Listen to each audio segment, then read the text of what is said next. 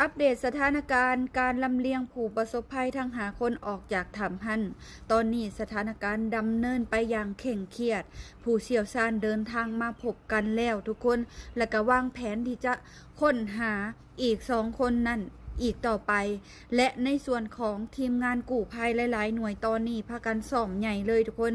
โดยการจะเอาออกมาผ่านเปทุกคนเปกู้ภัยเลยทุกคนเปสไลด์เนาะสไลด์ในน้ำในหินในดินในยังก็แล้วแต่ดึงแลนเลยก็ได้นะมันเป็นเปสไลด์อันนี้ก็คือการประกันซักซ้อมกันอย่างยิ่งใหญ่เหตุการณ์นี้มันก็เป็นประวัติศาสตร์หนาใหม่แล้วก็เป็นบทเรียนราคาแพงให้แก่ประชาชนคนลาวให้แก่กู้ภัยลาวเพราะว่าได้บทเรียนหลายๆอย่างในการเหตุเวียกในครั้งนี้บอกว่าจะเป็นความสามัคคีความหูใหม่ๆเนาะในการเหตุเบียกร่วมกันไปแก่งไปกลุ่มเป็นทีมและกับประสบการณ์ในการกู้ภัยในถ้ำหวังว่าครั้งนี้กู้ภัยลาวเฮาก็จะได้มีประสบการณ์อัพเลเวลขึ้นไปอีกระดับเนาะทุกคนและกับประชาชนลาวเฮาก็จะได้บทเรียนในการซ้อมกันเนาะว่าถ้ามีเหตุการณ์เอียงเกิดขึ้นในประเทศเฮาจะซอยเหลือกันจังใดจะประสานงานกันจังใดและก็ขอสื่นชมเลยทุกคนอันนี้ก็คือ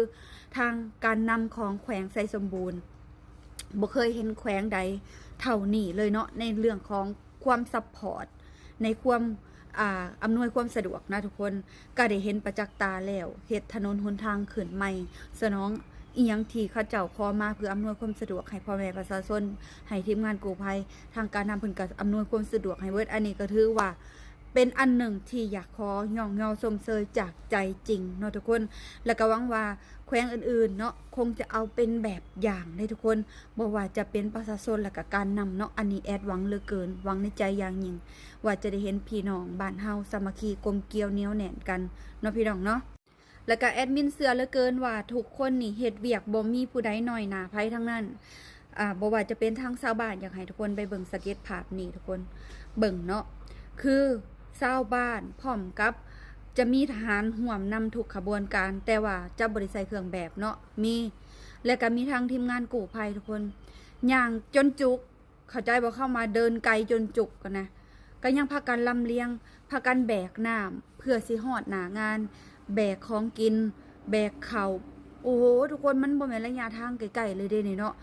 มื้อนี้กับเป็นมื้อที่เก่าที่10แล้วทุกคนแต่ว่ากู้ภัยกับทีมงานเข้ามาก็ได้4-5-6 มื้อเลยเนาะก็ถือว่าเป็นเวียกที่ว่าแบกอัพที่ว่านักพอสมควรทั้งเอื้อยเลี้ยงพ่อครัวแม่ครัวทั้งหลายเนาะอันนี้ก็สำคัญเบิดสุคนถ้าบ่มีพวกทานงานก็จะลันไปได้ยากแล้วก็ทางคนลาวเฮาเองก็ในความมีน้ำใจเนาะและก็ศักยภาพที่ซุมเฮามีอันนี้บ่ขอ